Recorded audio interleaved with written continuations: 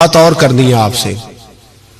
اور آپ کو پتہ ہے قرآن پاک نے کہا یہودیوں پہ اللہ نے ذلت مسلط کر دی ہے، یہ ذلیل ہے، ان کا کوئی دیش نہیں. یہ جہاں انہوں نے قبضہ کیا ہوا نا فلسطین میں، یہ قبضے کی جگہ ہے اور ایک مٹھی بھر ملک ہے، شاید 60-70 لاکھ آبادی ہو اسرائیل کی. اگر امریکہ اس کی مدد نہ کرے تو اسرائیل قائم نہیں رہ سکتا. اور اس کے گرد 12-14 اسلامی ملک ہیں. جتنی اسرائیل کی کل آبادی ہے اتنے مصر کی صرف فوج ہی فوج ہے. اتنا چھوٹا ملک اور مسلمانوں کو للکارتا ہے. مجبوری یہ ہے کہ ہم جب امریکہ کے بارے میں بات کرتے تھے تو لوگ کہتے تھے مولانا وہ جو آپ کی گاڑی کا ٹائر پنکچر ہوا ہے وہ بھی امریکہ نے کرایا ہے. مذاق کرتے تھے.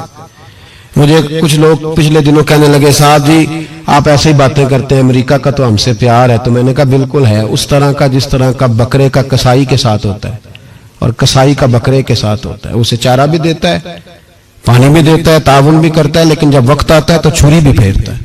یہی پیار امریکہ کا آپ کے ساتھ. وہ زلزلوں پہ تعاون بھی کرتے ہیں اور جب وقت آتا ہے تو چھری بھی پھیرتے ہیں. بیت المقدس مسجد اقصی معمولی جگہ نہیں. حضور نے فرمایا 3 سفر کرو تو سمجھنا ہم عبادت کر رہے ہیں. کون کون سے؟ فرمایا اگر بیت اللہ جاؤ تو عبادت سمجھ کے جانا، مسجد نبوی کی طرف جاؤ تو عبادت ہے، اور مسجد اقصی کی طرف جاؤ تو یہ بھی عبادت ہے. اور فرمایا مسجد اقصی میں جس نے ایک نماز پڑھی اسے 25,000 نمازوں کا ثواب ملے گا. اور میرے رسول پاک نے یہ وہ مسجد ہے جس کے ساتھ معراج شریف جڑا ہوا ہے. قرآن پاک نے کہا کہ اس مسجد میں سبحان اللہ ذی اسریٰ بعبدہ لیلا من المسجد الحرام الی المسجد الاقصی. مسلمانوں قرآن کہتا ہے کہ تمہارے معراج کی شان رسول پاک کی مسجد اقصی سے جڑی ہے. جس محبوب کو رب معراج کرائے تو مسجد اقصی میں لا کے کرائے. وہ جگہ معمولی جگہ ہے، وہ معمولی جگہ ہے. مسجد اقصی نبی پاک نے وہاں نبیوں کی امامت کرائی. 17 مہینے اس مسجد کی طرف منہ کر کے تیرے اور میرے رسول نے نمازیں پڑھی. چھوٹی جگہ ہے اور پوری دنیا کا مسلمان اسے چاہیے شرم سے گڑ جائے.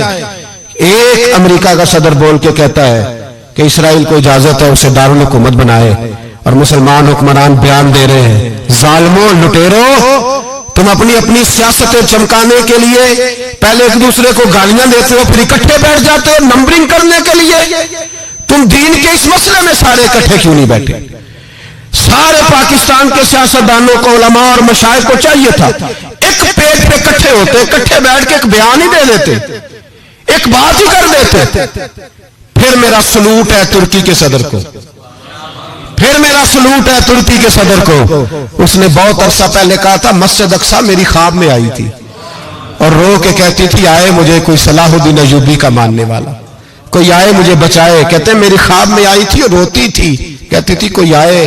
اور ایک شاعر نے کہا ہے مسجد اقصی نبی پاک کو بھی بلاتی ہے، کہتی ہے ایک بار پھر طیبہ فلسطین میں آ راستہ دیکھتی ہے، پھر مسجد اقصی تیرا ایک بار پھر سے طیبہ سے فلسطین میں آ راستہ دیکھتی ہے، پھر مسجد اقصی تیرا.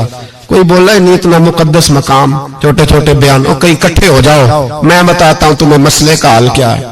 میں بتاتا ہوں 2 کام کرو. ایک کام وہ کرو جو حضرت سلمان فارسی نے کیا تھا. سنو حل سنو مسئلے کا. میں چھوٹا آدمی ہوں پر حل سنو مسئلے کا.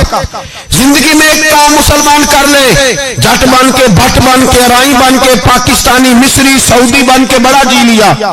ایک کام وہ کرے جو حضرت سلمان نے کیا تھا. جب ایک کافر نے پوچھا آپ کا نام کیا ہے تو فرمایا میرا نام اسلام ہے. بولیے سارے میرا نام. کہا تمہارے باپ کا نام؟ فرمایا اسلام. دادا کا نام؟ کہا اسلام. پردادا کا نام؟ بازو تیرا توحید کی قوت سے قوی ہے، اسلام تیرا دیس ہے تو مصطفی ہے. ایک کام وہ کرو جو حضرت سلمان نے کیا تھا. کافر جب پوچھے تو کہو ہم سارے اسلام ہیں. ہم سارے کیا ہیں؟ ہم پہلے مسلمان ہیں، باقی بعد میں کچھ اور چیز. دوسرا کام وہ کرو جو حضرت امیر معاویہ نے کیا تھا. سن لو یہ حال ہے اس مسئلے کا. سنو حضرت مولا علی شیر خدا رضی اللہ تعالیٰ عنہ اور جناب امیر معاویہ کی جنگ ہو رہی تھی، لڑائیاں ہو رہی تھی، اختلافات تھے، فوجیں بیٹھی تھی. حضرت مولا علی اور جناب امیر معاویہ کی جنگ ہو رہی تھی تو روم کے بادشاہ نے، عیسائی بادشاہ نے حضرت علی کو خط لکھا کہ میں تیرے اوپر حملہ کرنے والا ہوں. خط لکھا نا حضرت علی کو، تو جواب حضرت امیر معاویہ نے دیا.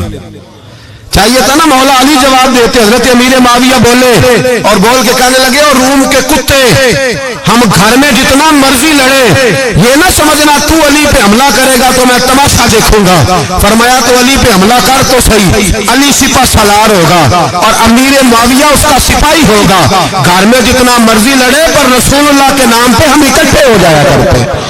یہ رسول اللہ کا دین ہے، اس پہ ہم اکٹھے ہیں، یکجان ہیں. فرمایا علی سپہ سالار ہوگا اور امیر معاویہ سپاہی ہوگا، اکٹھے نکلیں گے اور کفر کو بتائیں گے کہ اگر تم مسلمانوں کی طرف دیکھو گے پھر ہم یکجان ہیں، پھر ہم بولیے پھر ہم گنبد خضرا کے سائے تلے ایک ہیں، ایک ہیں، ایک تھے اور ایک رہیں گے. اس لیے یہ دو کام اگر مسلمان کریں، دو کام، ٹھیک ہے اختلاف ہو گئے، بڑا کچھ ہو گیا، لیکن ان سے کہیں کہ جب تم آؤ گے تو پھر ہمیں علیحدہ علیحدہ نہیں پاؤ گے، پھر ہمیں تم اکٹھے پاؤ گے، اکٹھے میدان میں نکلیں گے. اور کوئی اتنی لمبی چوڑی بات نہیں، میں کیا کروں، میرا تو آئیڈیل بنتا جا رہا ہے طیب اردگان.